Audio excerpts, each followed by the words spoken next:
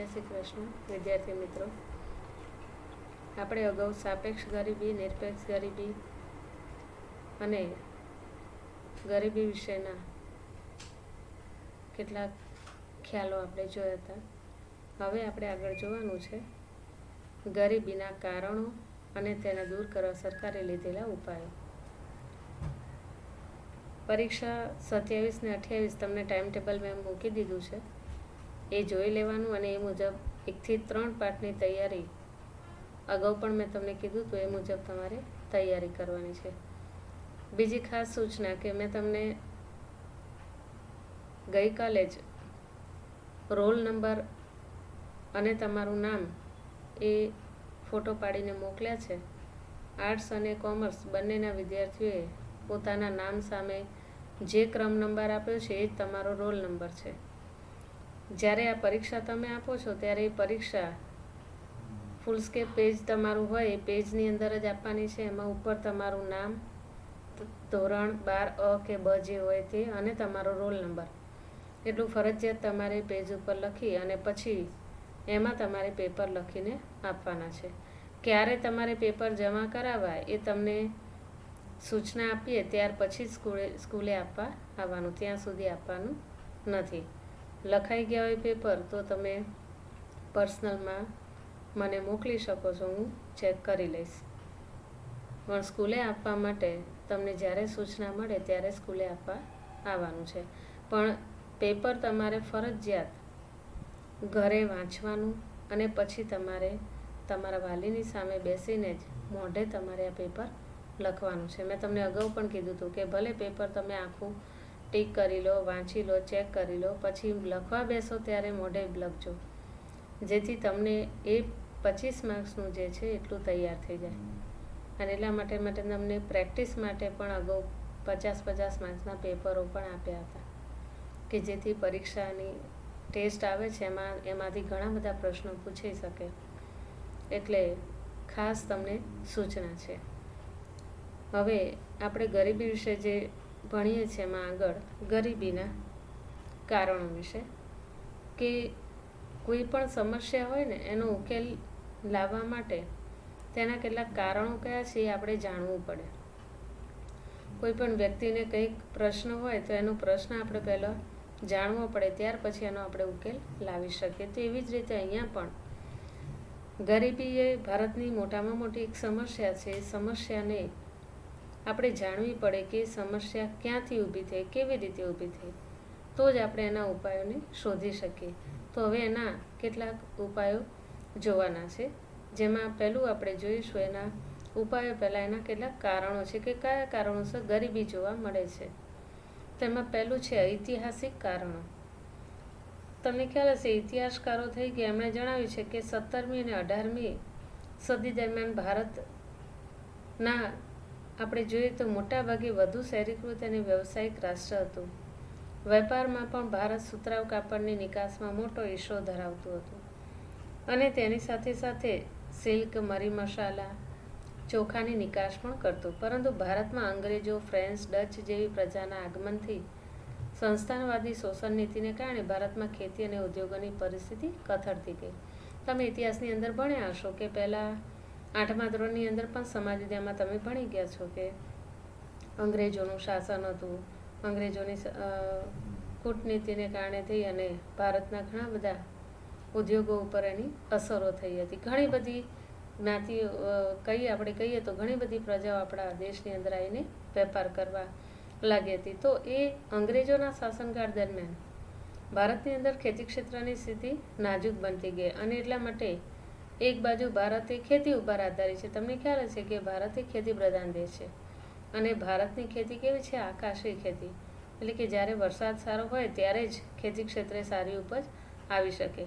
તો એ આધારિત હતી. ત્યારે બ્રિટિશ શાસને સિંચાઈ માટે મૂડીરોકાણમાં ખાસ એમાં રસ દાખવ્યો નહીં. પરિણામે વારંવાર દુષ્કાળ, જમીનદારી પ્રથા, જમીન મહેસૂલ, સાંત પ્રથા વગેરેને કારણે ખેડૂતો આર્થિક રીતે પાયમાલ થવા લાગ્યા. હવે અહીં આપણને પ્રશ્ન થાય કે દુષ્કાળ શબ્દથી આપણે સૌ પરિચિત કે વરસાદ ન આવે તો દુષ્કાળની પરિસ્થિતિ સર્જાય છે. 1956ની અંદર આપણે ત્યાં ભયાનક દુષ્કાળ સર્જાયો હતો કે માણસને પોતે ખાઈ લેતા, એટલે કે એવી ગરીબાઈ અથવા તો એટલી બધી ભૂખમરો એ સમયગાળા દરમિયાન હતો.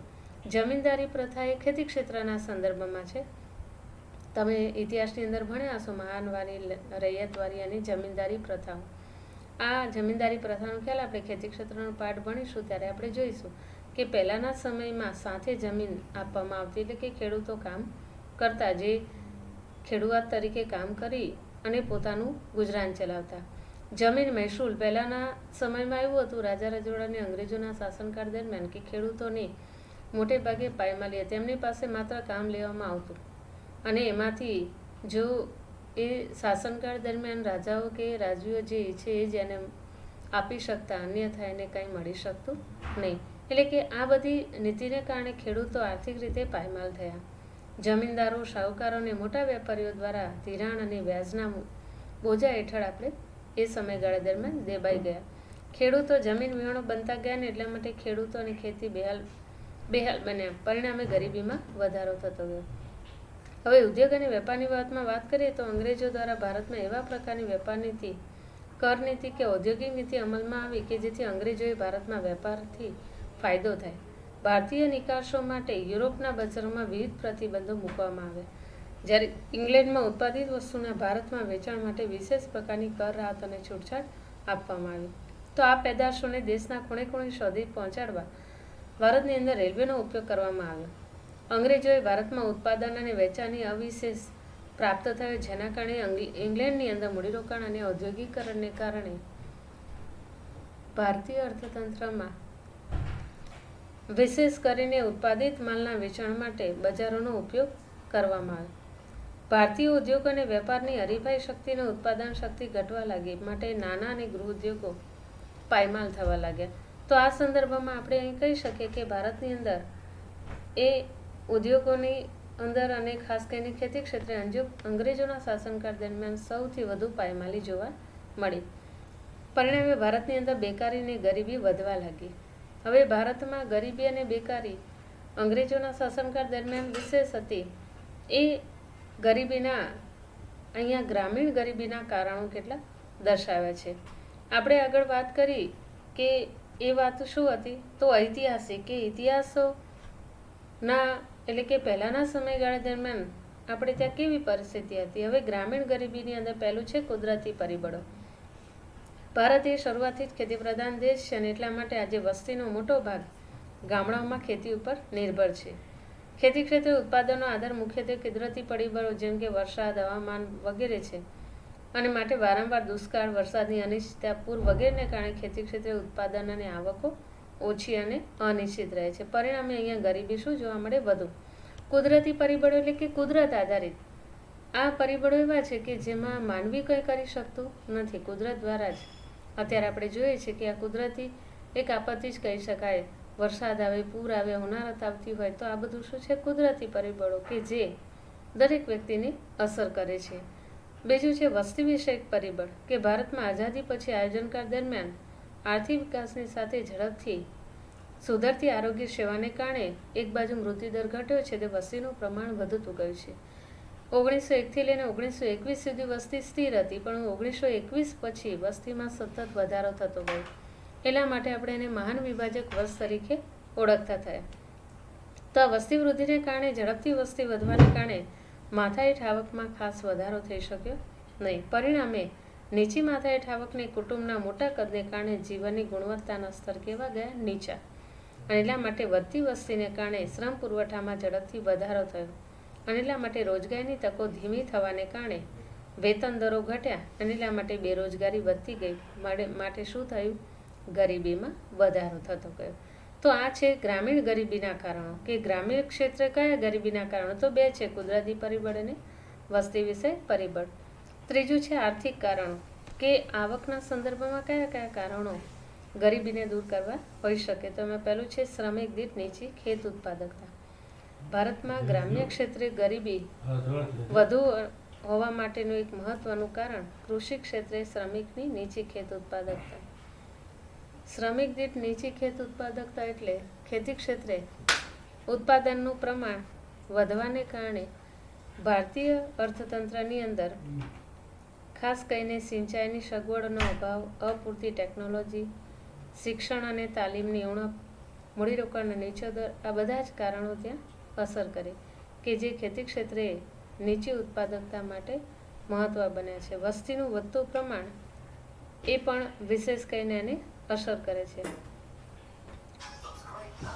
શ્રમિક દીઠ ખેત ઉત્પાદકતાને કારણે બીજી વાત કે છે જમીન તથા સંપત્તિની અસમાન વહેંચણી. ખેતી માટે જમીન જ મહત્વની છે. ભારતમાં અંગ્રેજોના શાસનકાળથી જમીનદારી પ્રથા જેવી વ્યવસ્થાને કારણે જમીન માલિકી મુઠ્ઠીભર જમીનદારોના હાથમાં હતા. આ વર્ગમાં ખેતી સાથે પ્રત્યક્ષ રીતે કોઈ સંકળાયેલા નહોતા, પરંતુ ખેતીના વિકાસ માટે મૂડીરોકાણમાં વિશેષ કરીને એમાં રસ દાખવતા નહીં. તો બીજી બાજુ ખેતમજૂરો અને જેને સામાન્ય આપણે કહીએ કે ભાગ્યા તરીકેનું કામ કરતા ખેડૂતો હતા, જેમને પોતાની જમીન માલિકી ન હોવાથી તેઓને ખેતી ક્ષેત્રે મૂડીરોકાણમાં રસ ન હતો, પરંતુ ખેતી ક્ષેત્રે આ અન્ય જે સાહુકારો છે એની પાસે રહી અને એમને કામ કરીને આવક મેળવવી પડતી. તો આ ખેત ઉત્પાદકતા નીચે રહેતા ગરીબીનું પ્રમાણ ઊંચું જોવા મળ્યું. કે પહેલાંના સમયમાં પણ આ પરિસ્થિતિ ખેતી ક્ષેત્રે હતી. અત્યારે એટલે કે 1965 પછી ખેતી ક્ષેત્રે હરિયાળી ક્રાંતિ આવવાને કારણે થોડે અંશે એમાં પરિવર્તનો આવે છે. આપણે જ્યારે ખેતી ક્ષેત્રનો પાઠ ભણીશું ત્યારે એમાં વિગતે એની સમજૂતી જોઈશું કે જુદી જુદી પદ્ધતિઓ અત્યારે ખેતી ક્ષેત્રે આવી છે, જેના કારણે ખેડૂતોને વિશેષ કરીને એનો લાભ મળ્યો છે અને ગરીબીને દૂર કરી શકાય છે. તો આ રીતે જમીન તથા સંપત્તિની અસમાન વહેંચણી છે એ પણ ખાસ કરીને ગરીબી માટેનું કારણ કહી શકાય. બીજી વાત કહી છે ઉદ્યોગોના સંદર્ભમાં કે નાના અને ગૃહ ઉદ્યોગોનો અલ્પ વિકાસ. હવે અહીંયા આપણને બંનેનો પ્રશ્ન થાય કે નાના પાયાના ઉદ્યોગો કોને કહેવાય અને ગૃહ ઉદ્યોગો કોને કહેવાય. તો આ બંનેનો ખ્યાલ આપણે ઉદ્યોગોનો પાઠ ભણવાનો છે ત્યારે એમાં જોવાનું છે. પણ અહીંયા નાના પાયાના ઉદ્યોગો કોને કહીશું? તો સામે તેવું કહેવાય છે કે 25,000થી વધુ અને 3 કરોડ સુધીનું મૂડીરોકાણ કરવામાં આવતું હોય એને આપણે નાના પાયાના ઉદ્યોગો કહીએ. અને ગૃહ ઉદ્યોગો કોને કહેવાય? કે જે ઉદ્યોગોની અંદર કોઈ મૂડીરોકાણની આવશ્યકતા નહીવત હોય છે, એટલે કે વધુ પડતી એમાં મૂડીરોકાણ નથી, પરંતુ 4 દિવાલોની અંદર કે પછી ખુલ્લા મેદાનોની અંદર વ્યક્તિ પોતાની રીતે કાર્ય કરી શકે. જેમ કે વાંસના ટોપલા કે ટોપલી બનાવી, તમે જોતા હશો સિરામિક માટીઓ એમાંથી મૂર્તિઓ બનાવવામાં આવતી હોય. તો આવા બધા ગૃહ ઉદ્યોગો છે કે જેની અંદર મૂડીરોકાણ બહુ નહીવત હોય છે અને એના દ્વારા પોતે આવક પ્રાપ્ત કરી શકે. તો ભારતની અંદર બીજી પંચવર્ષીય યોજનાથી આર્થિક વિકાસના વ્યૂહરચનાના ભાગરૂપે પાયાના અને ભારે ઉદ્યોગોને મહત્વ આપવામાં આવ્યું. હવે આ તમારે અંડરલાઈન કરવા વિકલ્પમાં પૂછાય છે કે કઈ યોજનાથી પાયાના અને ભારે ઉદ્યોગોને મહત્વ અપાયું? તો બીજી પંચવર્ષીય યોજનાથી. પરંતુ ગ્રામ્ય ક્ષેત્રે નાના અને ગૃહ ઉદ્યોગો કે જેમનો રોજગારી, ઉત્પાદન અને આવકમાં ખૂબ મોટો ફાળો છે, તો એની અહીંયા અવગણના કરવામાં આવી.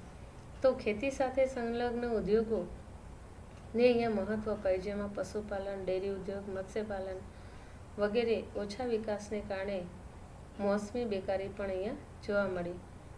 એક સમસ્યાને કારણે બીજી સમસ્યાઓ પણ અહીંયા ઊભી થતી હોય છે. તો એ સંદર્ભમાં અહીંયા નાના અને ગૃહ ઉદ્યોગોના વિકાસોને મહત્વ અપાયું. ત્યારબાદ છે ઝડપથી વધતા ભાવ. કે ગરીબીના કારણે આપણે અગાઉ જોઈ ગયા કે ફુગાવો એટલે કે ભાવ વધારો, વધતા ભાવ એ ગરીબીને ગંભીર રીતે અસર કરે. જેમ કે યુદ્ધ છે, દુષ્કાળ, નીચું રાષ્ટ્રીય ઉત્પાદન, ઝડપથી વધતી માંગ, આ જે બધા પોઈન્ટો છે જેના કારણે આપણે કહી શકીએ કે ઉત્પાદન ખર્ચની અંદર મોટે ભાગે આ ખેતી અને ઉદ્યોગો એને અસર કરતા જોવા મળે. તો ચીજવસ્તુઓ અને સેવાઓ, ખાદ્ય ચીજોના ભાવમાં ઝડપથી વધારો થતો જોવા મળે છે, જેના કારણે ઓછી આવકવાળા વર્ગની ખરીદ શક્તિમાં શું થાય છે? ઘટાડો થતો જાય છે. તો જીવન ધોરણનું સ્તર નીચું આવે અને ગરીબીમાં શું થાય છે? વધારો. તો બીજી બાજુ ભાવો વધતા હોય ત્યારે ઉદ્યોગપતિ, વેપારીઓ અને ખેડૂતોને પણ ઘણી વખત એનો ફાયદો થતો હોય છે. પરંતુ સમાજની અંદર જેની પાસે આવકનું ધોરણ નીચું છે, આવક ઓછી છે, એવા લોકોને વિશેષ કરીને એની અસર થતી જોવા મળે. તો આ રીતે ઝડપથી વધતા ભાવો જે છે એને પણ ખાસ કરીને ગરીબ વર્ગ છે અને વિશેષ એની અસર થતી જોવા મળે.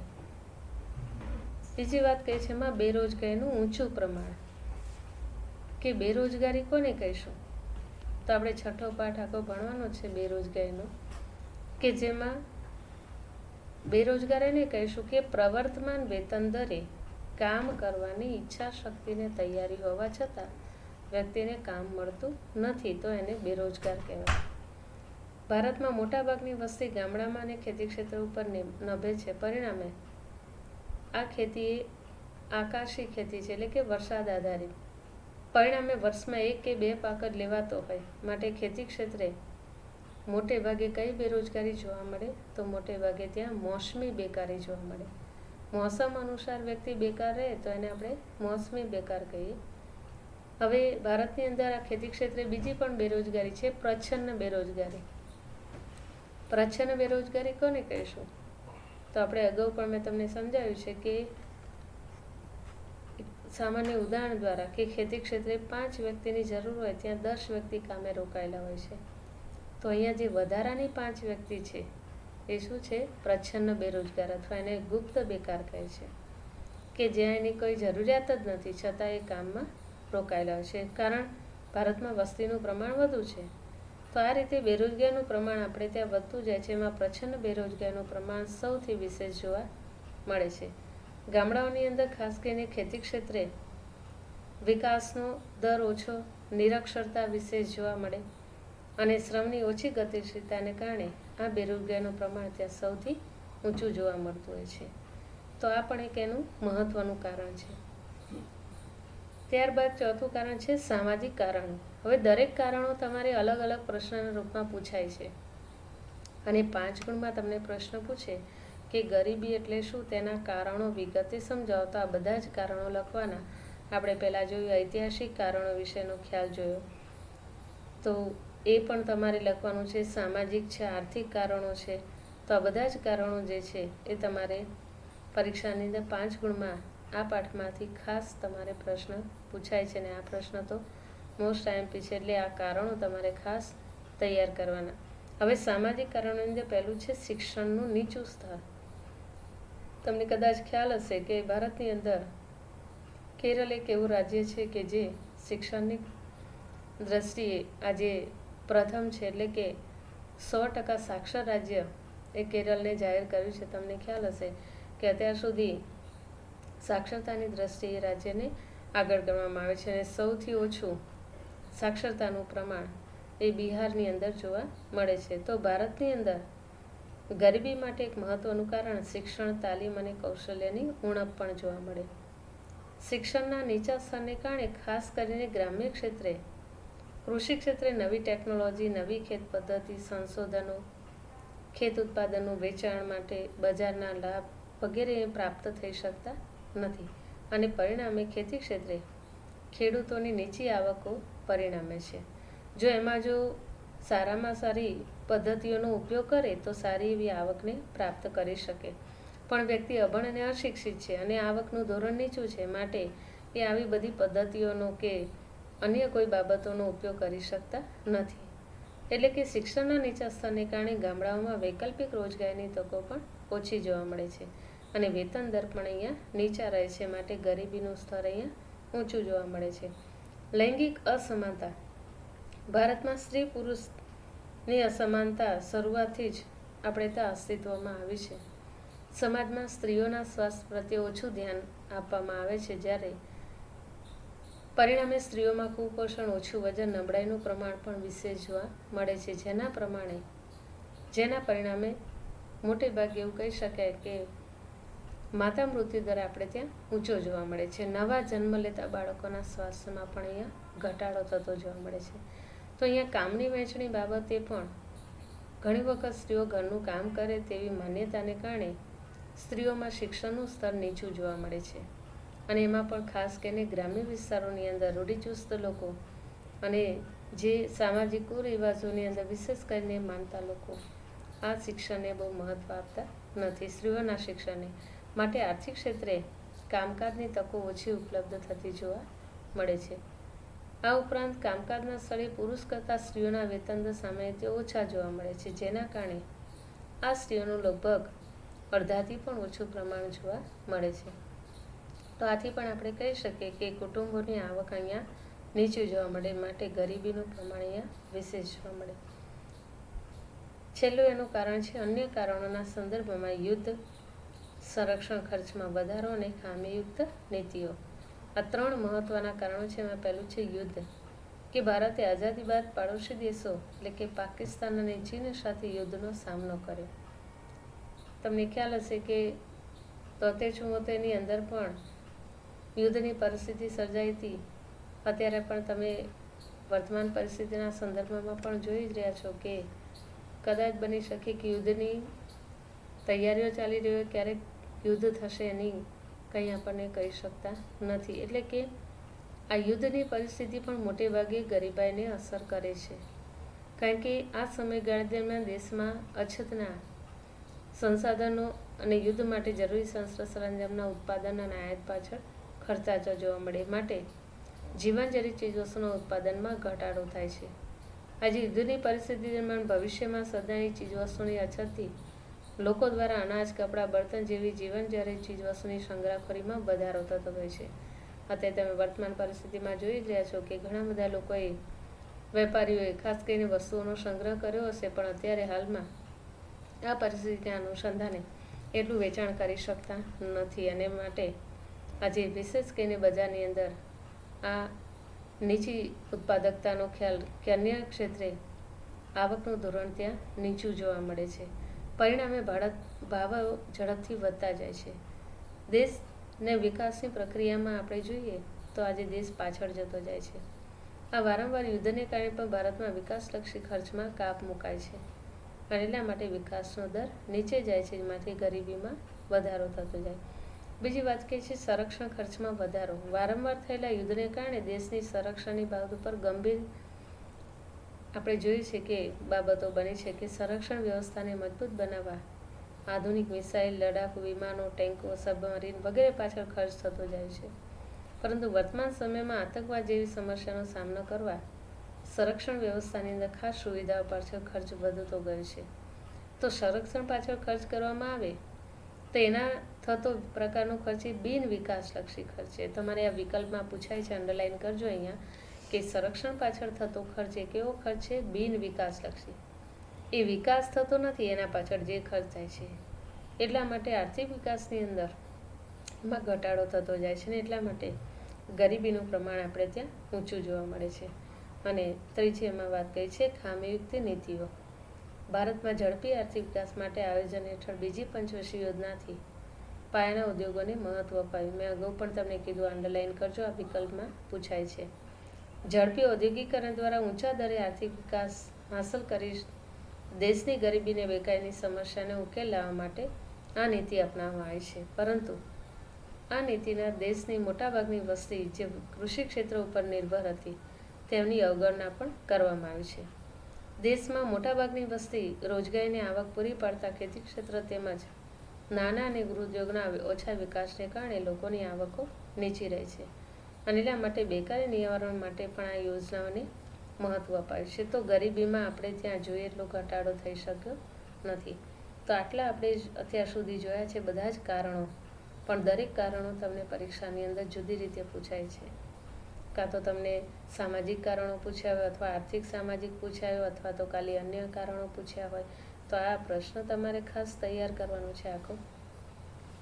હવે છેલ્લો પોઈન્ટ છે ગરીબીના ઘટાડવાના ઉપાયો. કે ભારતમાં આયોજનકાળ દરમિયાન ગરીબીને દૂર કરવા સરકારે કયા પગલાં ભર્યા? તો અત્યાર સુધી જે કારણો જોયા એમાં આપણે ગ્રામ્ય ગરીબીની અંદર જોયું તો ખેતી ક્ષેત્રને ખાસ કરીને મહત્વ. તો પહેલી જ અહીંયા વાત કરી છે કે ખેતી ક્ષેત્રે શ્રમિકોની ઉત્પાદકતા વધારવી જોઈએ, અને એ આવકો વધારી ગરીબીને ઘટાડી શકાય છે. અને આ માટે ખેડૂતોને જાહેર કાર્યક્રમો દ્વારા સુધારેલી ટેકનોલોજી છે, પૂરતા પ્રમાણમાં સસ્તા દરે કૃષિ નિપજકો, સુધારેલી માળખાકીય સેવાઓ, આ બધી બાબતો અને બજારો અને કૃષિ સંશોધનની માહિતી અમને પૂરી પાડવી જોઈએ. આપણે કૃષિ ક્ષેત્રનો પાઠ ભણીશું ત્યારે ઘણી બધી સરકારે નવી નવી કૃષિ ક્ષેત્રને લગતી બાબતો રજૂ કરી છે, એની આપણે ડીપમાં વાત કૃષિ ક્ષેત્રના પાઠમાં આપણે કરીશું. બીજું છે નાના પાયાના ઉદ્યોગોનો વિકાસ. હમણાં જ મેં તમને કીધું કેટલું મૂડીરોકાણ કરવામાં આવે નાના પાયાના ઉદ્યોગોની અંદર, તો 25,000થી વધુ અને 3 કરોડ સુધીનું મૂડીરોકાણ કરવામાં આવે, કે જેના કારણે નાના પાયાના ઉદ્યોગોને આધારે ખાસ કરીને મોટા પાયાના ઉદ્યોગોનો વિકાસ ઝડપથી થઈ શકે, રાષ્ટ્રીય ઉત્પાદન અને કુલ રોજગારીમાં વધારો થઈ શકે અને એટલા માટે આપણે ગરીબીને નાબૂદ કરી શકીએ. આમ તો એવું કહી શકીએ કે ભારતની પાસે અઢળક કુદરતી સંપત્તિ, દુનિયાના દેશોમાં એવું કહી શકાય કે ભારત એક એવો દેશ છે કે જેની પાસે અઢળક કુદરતી સંપત્તિ અને અઢળક યુવાધન છે, પરંતુ તેનો કોઈ જ સારો ઉપયોગ આપણે ત્યાં થતો નથી. આપણે ત્યાં રહેલી બંજર જમીન એટલે કે ફાજલ જમીનમાં જો નાના નાના ઉદ્યોગો શરૂ કરવામાં આવે, ઇવન ગામડાઓની અંદર પણ, તો પણ કદાચ દેશ ક્યારેય એ ગરીબાઈ કે બેરોજગારીની અંદર સપડાયેલો રહે નહીં. પણ આયોજનની મોટી ખામી આપણા દેશની અંદર સર્જાયેલી છે, એટલા માટે કોઈ ઉદ્યોગોનો વિકાસ પણ સારો થઈ શક્યો નથી. બીજી વાત કહી છે અસંગઠિત ક્ષેત્રનો વિકાસ.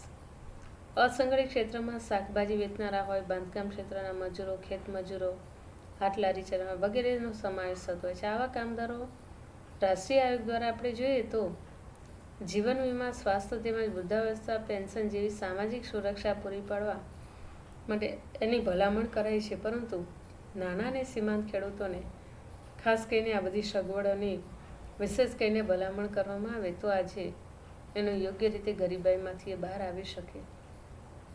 આપણે જોઈએ છે કે સરકારે અસંગઠિત ક્ષેત્રના સંદર્ભમાં ઘણા બધા વિચારો અને ઘણી બધી યોજનાઓ પણ અમલમાં મૂકી છે. વર્તમાનમાં તમે જોતા હશો ઘણા બધા લોકો એનો લાભ પણ લેતા હોય છે. તો આ રીતે અસંગઠિત ક્ષેત્રનો વિકાસ કે જે ગરીબીને દૂર કરી શકે. યોગ્ય કર નીતિનો ઉપયોગ. અર્થતંત્રની અંદર આવકની અસમાનતા, ગરીબી ઘટે તે રીતે આવકની પુનઃવહેંચણી માટે સરકારે કર નીતિનો ઉપયોગ કરે છે, કે જેમાં ધનિક વર્ગની કર ભરવાની શક્તિ વધુ છે, માટે તેની પાસેથી વધુ કર વસૂલ કરવામાં આવે અને ગરીબ વર્ગને ઓછો કર ભરવો પડે તેવી કર રાહતો અહીંયા આપવામાં આવે છે. એટલા માટે આવકની અસમાનતા એ ગરીબીમાં ઘટાડો કરે છે, તો ગરીબોની આર્થિક સામાજિક સ્થિતિમાં પણ સુધારો થતો જોવા મળે. આ પણ અંડરલાઈન કરજો, આ તમારે વિકલ્પમાં ખાસ પૂછાય છે. માનવ મૂડીરોકાણમાં વધારો. વિકસિત રાષ્ટ્રો કે જ્યાં માનવ ક્ષમતાઓના વિકાસ માટે મોટા પાયા પર શિક્ષણ, આરોગ્ય અને કૌશલ્યવર્ધનમાં મૂડીરોકાણ કરવામાં આવે છે, ત્યાં બેરોજગારીનું પ્રમાણ ખૂબ જ ઓછું છે. પરિણામે આ ગરીબાઈનું પ્રમાણ વિશેષ કરીને તો વિકાસશીલ દેશો એવા ભારત દેશની અંદર જ વધુ જોવા મળે છે, કે જ્યાં શિક્ષણનું સ્તર નીચું હોય. રોજગારીના સંદર્ભમાં જોઈએ તો આપણે ત્યાં સૌથી મોટી સમસ્યાઓ હોય કૌશલ્ય વર્ધન, એટલે કે ખાસ કરીને વિકાસની અંદર કામદારોની ઉત્પાદકતાને ઊંચા માટે સરકાર પ્રયત્નો કરે છે. તાલીમ અને સંશોધનો કેન્દ્રો પૂરા પાડે છે, કે જેના કારણે માનવી પોતાના મૂડીરોકાણમાં વધારો કરી શકે. તો આ રીતે એ બાબતોને મહત્ત્વ આપે છે. ત્યારબાદ વ્યાજબી કિંમતે વસ્તુઓ અને સેવાઓ, કે ગરીબ કુટુંબોને પૂરતો પોષકક્ષમ આહાર કે ખાદ્ય સુરક્ષા પ્રાપ્ત થાય તે માટે રાહત દરે આ ખાદ્ય પદાર્થો પૂરા પાડવી જોઈએ, જેથી ગરીબીમાં પ્રત્યક્ષ રીતે ઘટાડો કરી શકાય. ભારતમાં આ માટે જાહેર વિતરણ વ્યવસ્થા એટલે કે PDMS, તમને ખ્યાલ હશે કે આ જાહેર વિતરણ વ્યવસ્થા એટલે કે સસ્તા અનાજની દુકાનો, કે જેમાં ગ્રામીણ અને શહેરી ગરીબો ખરીદી શકે તે કિંમતે પાયાની જરૂરિયાતની ચીજવસ્તુ અહીંયા પૂરી પાડવામાં આવે છે, કે જેમાં વ્યાજબી કિંમતે વસ્તુઓ અને સેવાઓ ખાસ કરીને ગરીબ વર્ગના લોકોને પૂરી પાડવામાં આવે છે. તો ગરીબ કુટુંબો છે એના માટે આ બધી સુવિધાઓ આપવામાં આવે છે. ત્યારબાદ રોજગારલક્ષી કાર્યક્રમો, કે જેમાં રોજગારીનું સર્જન થઈ શકે એ માટે ગરીબી નિવારણ માટે કેટલાક રોજગારલક્ષી કાર્યક્રમોને અહીંયા મહત્વ અપાય છે. એમાં પહેલો કાર્યક્રમ છે સંકલિત ગ્રામ વિકાસ કાર્યક્રમ, એટલે કે IRDP. IRDPનું ફૂલ ફોર્મ થાય છે ઇન્ટરગ્રેટેડ રૂરલ ડેવલપમેન્ટ પ્રોગ્રામ. આ ઉપરાંત સુવર્ણ જયંતિ ગ્રામ સ્વરોજગાર યોજના. આ ઉપરાંત અહીંયા કુલ 6 કાર્યક્રમો છે. આ 6 કાર્યક્રમો અહીંયા આપે છે. જો આ સંદર્ભમાં 2 ઓક્ટોબર 1980થી સંકલિત ગ્રામ વિકાસ કાર્યક્રમને શરૂ કરી અને ગરીબી પરિવારોમાં સ્વરોજગારીને પ્રોત્સાહન આપવા માટે આ યોજના અથવા તો આ કાર્યક્રમને મહત્ત્વ અપાયું. એટલે આને અંડરલાઈન કરજો, આ તમારી વિકલ્પમાં ખાસ પૂછાય છે. અને આ કાર્યક્રમમાં ખાસ લક્ષિત જૂથો ઉપર ધ્યાન કેન્દ્રિત કરી અને નાના તેમજ સીમાંત ખેડૂતો અને ખેતમજૂરો માટે કેટલાક કાર્યક્રમોને અહીંયા અગત્યતા આપવામાં આવે છે. ટ્રાઇઝમ છે, જેમાં ટ્રેનિંગના સંદર્ભમાં ગ્રામ્ય વિસ્તારો માટે યુવકો માટે યુથના સંદર્ભમાં યુવાનો માટેના તાલીમનો કાર્યક્રમ. DWCR સ્ત્રીઓ અને બાળકોના વિકાસ માટેનો કાર્યક્રમ છે. MWS એટલે કે 10 લાખ કુવા યોજનાઓને મહત્વ અપાયું. અને સિટ્રા એટલે કે જે ગ્રામીણ કારીગરો છે એના માટે એક ટૂલ કીટ આપવામાં આવે છે. અને ગંગા કલ્યાણ યોજનાને પણ મહત્વ અપાયું. 1 એપ્રિલ 1999થી આ કાર્યક્રમને મહત્વ અપાયું અને જુદી જુદી યોજનાઓની અંદર 2 યોજનાને મહત્વ અપાયું: સુવર્ણ જયંતિ ગ્રામ રોજગાર યોજના અને સુવર્ણ જયંતિ શહેરી રોજગાર યોજના. આ 2 યોજનાઓ દ્વારા ધિરાણ, જુદી જુદી ટેકનોલોજી, વસ્તુના બજાર, આ બધી બાબતોને મહત્વ આપ્યું. ત્યાર પછીનો અગત્યનો કાર્યક્રમ છે વેતન રોજગારી કાર્યક્રમો. ભાઈ દરેક કાર્યક્રમો તમને ટૂંક નોંધના રૂપમાં પૂછાય છે અને 3 ગુણના પ્રશ્નની અંદર પણ. એટલે આ જે ઉપાયોનો પ્રશ્ન છે બહુ અગત્યનો છે અને એમાંય ટૂંકા પ્રશ્ન અને વિકલ્પ ખાસ તમારે પૂછાશે. તો વેતનયુક્ત રોજગારી કાર્યક્રમોની અંદર ગરીબી નાબૂદી માટે આપણે કહી શકીએ તો અહીંયા જુદા જુદા કાર્યક્રમોની અગત્યતા આપવામાં આવી છે, જેમાં ખાસ કરીને આ કાર્યક્રમોની અંદર શ્રમિકોને યોગ્ય વેતન પ્રાપ્ત થાય એવા આશયથી વેતન રોજગારી કાર્યક્રમની અંદર જવાહર રોજગાર યોજના એટલે કે JRY અને રોજગાર બાંહેધરી યોજના એટલે કે EAS કાર્યક્રમોને મહત્વ અપાયું છે.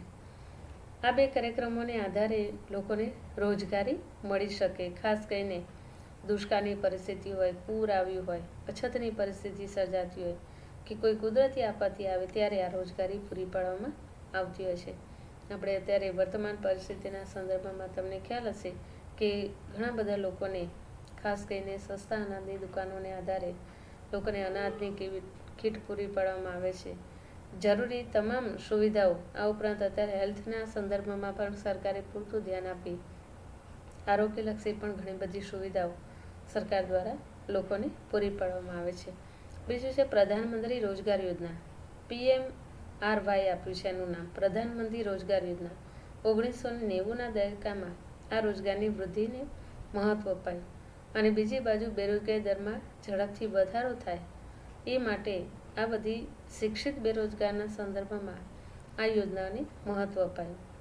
રાષ્ટ્રીય રોજગાર બાંહેધરી કાનૂન 2005ની અંદર, જેને નરેગા નામ આપવામાં આવ્યું, કે જે 2005માં રાષ્ટ્રીય રોજગાર ગેરંટી એટલે કે national rural employment guarantee act તરીકે એને ઓળખવામાં આવ્યું, જેનો હેતુ સાર્વજનિક નિર્માણ કાર્યક્રમ હેઠળ સંપત્તિ ઊભી કરવાનો હતો અને દર વર્ષે ગ્રામીણ, શહેરી, ગરીબ તેમજ નીચલા વર્ગના જે લોકો છે એના માટે ઓછામાં ઓછી 100 દિવસની રોજગારી પૂરી પાડવાનો ઉદ્દેશ છે.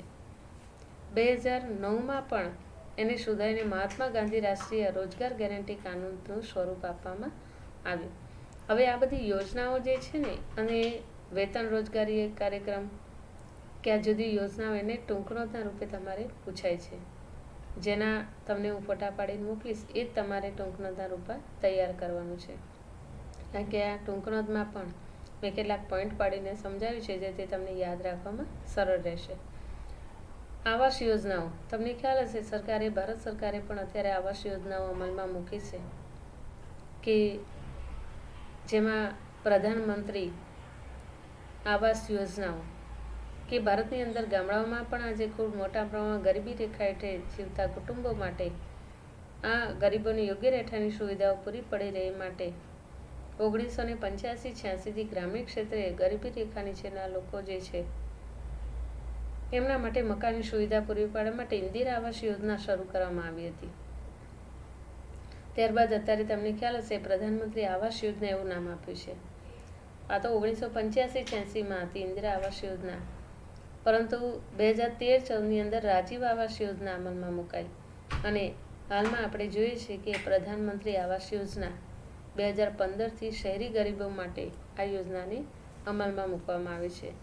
તો ગરીબ કુટુંબોને રહેઠાણની સુવિધા પૂરી પડે એ માટે આ રોજગારીનું સર્જન કરી અને આવાસ યોજનાઓને મહત્વ અપાયું છે. બીજી વાત કહે છે સામાજિક સલામતીની યોજનાઓ. ભારતમાં ગરીબી ઘટાડવાના વ્યૂહરચનાના ભાગરૂપે કેટલીક સામાજિક સલામતીની યોજનાઓને મહત્વ અપાયું છે. એમાં અસંગઠિત ક્ષેત્રના કામદારો માટે 9મી મે 2015થી અટલ પેન્શન યોજના, આ બધું અંડરલાઈન કરજો, ખાસ વિકલ્પમાં પૂછાય છે. 9 મે 2015થી અટલ પેન્શન યોજના. આ સાથે પ્રધાનમંત્રી સુરક્ષા યોજના કે જેમાં 18થી 70 વર્ષની ઉંમરના વ્યક્તિઓ 12 રૂપિયાના નજીવા પ્રીમિયમે 2 લાખનો અકસ્માત વીમો તેમજ વાર્ષિક 330ના પ્રીમિયમે 2 લાખનો જીવન વીમો આપતી જીવન જ્યોતિ વીમા યોજના શરૂ કરાઈ છે. આ ઉપરાંત ખેતી ક્ષેત્રે ખેડૂતોને પાક નિષ્ફળતાના જોખમથી રક્ષણ આપવા માટે પ્રધાનમંત્રી ફસલ વીમા યોજના પણ શરૂ કરવામાં આવી છે. તો આ રીતે સામાજિક સલામતી માટે કઈ કઈ યોજનાઓ છે? તો અહીંયા મુખ્યત્વે કઈ છે? 3 યોજનાઓ છે. અટલ પેન્શન યોજના, પ્રધાનમંત્રી ફસલ વીમા યોજના અને જીવન જ્યોતિ વીમા યોજના. આ 3 યોજનાઓને મહત્વ અપાયું છે. છેલ્લી અને અગત્યની યોજના જનધન યોજના કે જે આપણા અત્યારના નવા વડાપ્રધાને રજૂ કરી છે, એટલે કે એણે શરૂ કરી છે જનધન યોજના. નાણાકીય સમાવેશીકરણ દ્વારા ગરીબીના મૂળમાં ઘા કરવા મહત્વાકાંક્ષી આ યોજના પ્રધાનમંત્રી જનધન યોજના કે જેની શરૂઆત 28 ઓગસ્ટ 2014ના રોજ કરવામાં આવી, જેના પ્રથમ દિવસે 1.5 કરોડ ખાતા ખોલાવવામાં આવ્યા અને 8મી જાન્યુઆરી સુધીમાં 12.58 કરોડ જમા થયા, જ્યાં 10,590 કરોડની થાપણો મૂકવામાં આવી. તો આ યોજનાનું મહત્વ અને લક્ષણો કયા? તો પ્રતિવસ્તી બેન્કિંગ સેવાનું પ્રમાણ અહીંયા વધે, પ્રાદેશિક અસમાનતા ઘટે અને લોકો પોતાની રકમને બચત તરીકે મૂકી શકે અને ગરીબ પરિવારોને એ પોતાની જે કંઈ રકમ છે બેંક ખાતામાં જમા થાય તો જરૂર ત્યારે એનો ઉપયોગ કરી શકે. જનધન યોજનાની મુખ્ય વિશેષતા એ છે કે તેમાં શૂન્ય સિલક સાથે ખાતું ખોલાવી શકાય અને ખાતું ખોલાયાના 5 વર્ષ પછી તેમાંથી 5,000નો ઓવરડ્રાફ્ટ પણ મળી શકે છે. આ યોજનામાં 26મી જાન્યુઆરીએ પહેલા ખાતું ખોલાવનાર જીવન વીમાનો લાભ પણ આપવામાં જાહેર કરવામાં આવ્યું હતું. આમ પ્રધાનમંત્રી જનધન યોજના મૂળભૂત રીતે નાણાકીય સમાવેશીકરણ માટેની સર્વગ્રાહી યોજના ગણવામાં આવે છે અને એટલા માટે એને માઇક્રો ફાઇનાન્સ સૂક્ષ્મ ધિરાણ અને બેન્કિંગ સુવિધા દ્વારા ગરીબીના મૂળમાં ઘા કરવાની આ યોજના છે કે ગરીબ લોકો પોતાની આવકનો થોડે અંશે બચત કરી શકે એવા આશયથી આ યોજનાને મહત્વ આપવામાં આવ્યું છે. તો આ આપણે એના ઉપાયો વિશે જોયું. તો ગરીબીનો પાઠ અહીંયા આપણે પૂરો થાય છે.